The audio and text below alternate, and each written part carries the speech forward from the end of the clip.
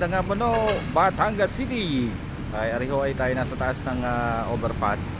Arihong side na ay papunta yan ng Balagtas doon sa may crossing. Yung meron nung papunta ng Star Tollway. Tapos yung pakaliwa naman ay papunta ho ng Batangas City Pier. So kung makikita nyo doon sa may una-una na yan, meron po siyang ginagawang ano ba tawag natin dyan, flyover. Pupuntahan po natin yan, lalapitan natin yan, yung pinakamalapit na kaya natin. At yan o, kasi nagkakaroon talaga ng laging malaking build up ng traffic dyan sa baba na yan. Kasi nagpapanalubong yung galing ng Maynila, galing ng Star Toll, palabas ng papunta ng Pier, galing dito sa Batangas City, galing ng San Jose. So yan yung pinakamalaking crossing dito sa Batangas City so far, no? Ito naman nung kabilang ito ay galing o sa bayan mismo na Batangas City. So yan ay papunta ng Balagtas. So actually nandito tayo nga sa sa Balagtas area at nandito tayo sa overpass. So lapitan natin yung maya maglalakad tayo pupunta dun. Ito yung overpass kung saan tayo naroon kanina. So dito ay naglalakad na tayo papunta ng Balagtas at sa right side ay makikita ho natin dito yung SM Hypermarket. Sa kaliwa naman ay nariyan ang opisina ng National Food Authority or NFA. Medyo malayo-layo din itong lakarin pero walkthrough nga tayo kaya sige, larga tayo sa paglalakad dito. At natatandaan nyo pa ba ang building na ito? Nung college ako, alam po ay beer house itong lugar na to. Sino ba sa atin na may magandang memory sa beer house na yan? Ang part na ito ang magiging landingan o yung babaan ng manggagaling sa flyover. Ito ay yung papunta na sa Batangas City. Merong part na binubutas pa lang, merong may semento na at meron din namang may hukay pa lang. Kung galing nga ng kabilang karsada at lilibad ka, ingat lang ng konti dahil napakaraming sasakyan na dumadaan, tao, motor, pwedeng umikot pa rin dito sa part na yan. At ito na yung simula ng pagtaas ng wall papunta na mismo sa flyover. Sino kuya, mukhang may ilalagay pa dito ng mga linya o tubo baga na kung ano, naguhukay pa rin.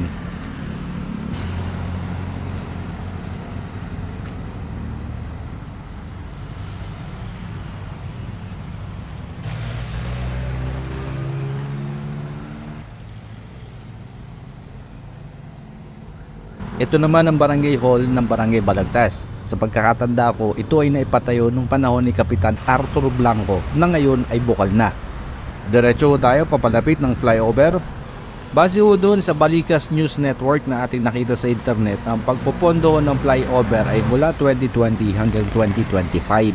So noong 2020, ang na-release po na pondo ay 150 milyon.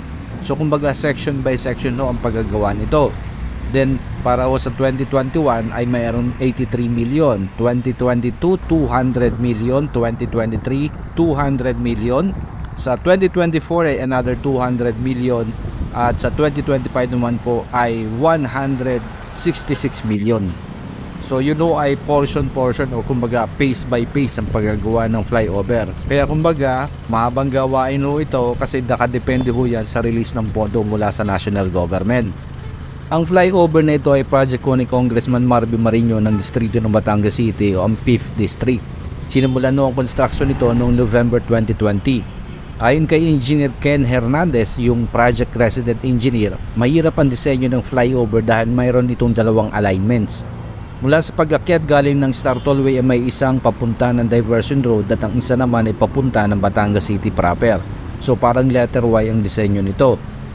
Ang diversion road alignment ay meron daw haba na 700 meters at ang papuntang Batangas City naman ay 740 meters. At mayroon din daw itong bike lane na 1.1 meters. Ang tulay ay 6.7 meters ang lapad at may taas ito o peak height na 9 meters. Ayan o, natsampuan pa natin dito yung mga taga-HPG nag-ooperate ho din eh. At sakita ho natin din mukhang Jasmine Construction Corporation na may project ko na rin. Ayun o, nakikita nyo naman. Diba no, tayo sa kabila, ito yung side naman na may mga marami na magtitinda. Dito ho usually tumitigil yung mga bus at saka jeep na galing San Jose, galing ng Lipa. Punta rin ho tayo doon sa may gitna para makita natin yung pinagsasalubungan o pinag-iikutan ng mga sasakyan. Bali yan nung nasa kaliwa na yan, ay di yan ho yung galing sa Maynila. Pag dumiretso naman ho tayo sa pakanan, yan o, yung makita ninyo sa banda doon, yun na ho yung papunta ng Batangas City Pier.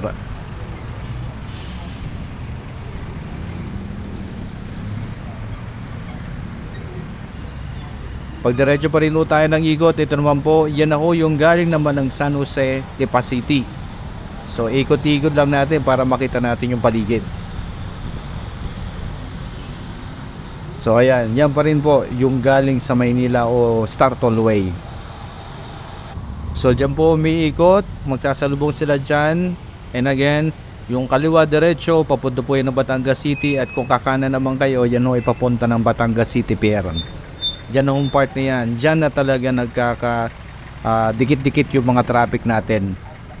At syempre nasa kabila, yun yung Toda Terminal. Okay, balik po tayo. Diban po ulit tayo sa kabila. At tingnan naman natin yung side ng papunta ko ng Batangas City Pier. Ito naman o yung side papunta ng Batangas City Pier. So hindi pa rin o tapos ang kalsada sa ilalim ng flyover. Pero sa gilid o, meron na akong konting pavement. Yun nga lang, nariyan pa rin ho yung mga poste. Malalaki yung poste ng kuryente nandyan. So kumbaga, isa pang lilinisin ang mga poste na yan. Yung kalsada ho niya talagang dikit na rin sa mga establishmento. O kita nyo mga kontador ng kuryente at ang salasalaber na linya ng mga kuryente. Ito yung part ng pag-akyat ng flyover galing naman ng Batangas City Pier. Yan po, paakyat tayo dyan. Nandito nga ako pala sa part na to, yung Algo to King Diner Special Bulalo. So dikit na rin siya sa kalsada. So again, ito ho yung paakyat galing ng Batangas City Pier, paakyat ho ng flyover. Malaking gawain pa ho ito. Kung titingnan ninyo, isang linya lamang siya, isang sasakyan lang. So again, ito yung part ng ating flyover na papunta ng Batangas City proper.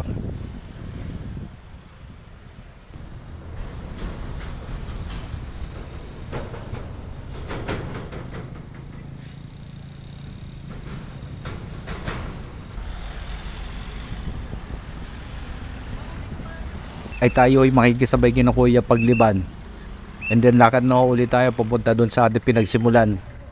Lakad-lakad lang tayo pabalik uli ng SM Hypermarket.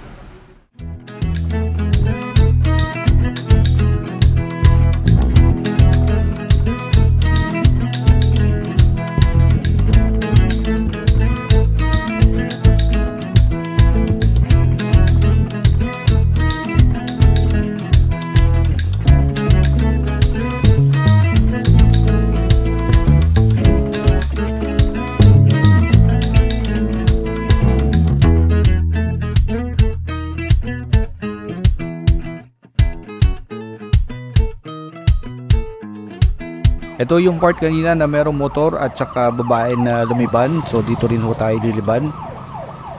Gusto ko makapunta dyan sa may gitna na yan kasi gusto ko makita yung packet naman ng papunta ng flyover galing ng Batangas City. At ito na ho yung aakyatan ng galing Batangas City papunta ho ng flyover dun sa taas. So kung kakanan pagdating sa flyover, pakanan, pababa ay di papunta ho ng Star Tollway. Maraming salamat po sa lahat ng mga tao na nasa likod ng project na to, lalo na kay Congressman Marby Marino ng 5th District, ang Batangas City. Okay, liban na ho tayo. Maraming salamat sa inyong panonood at sana ay matapos na itong project na ito. Ingat po tayo sa biyahe.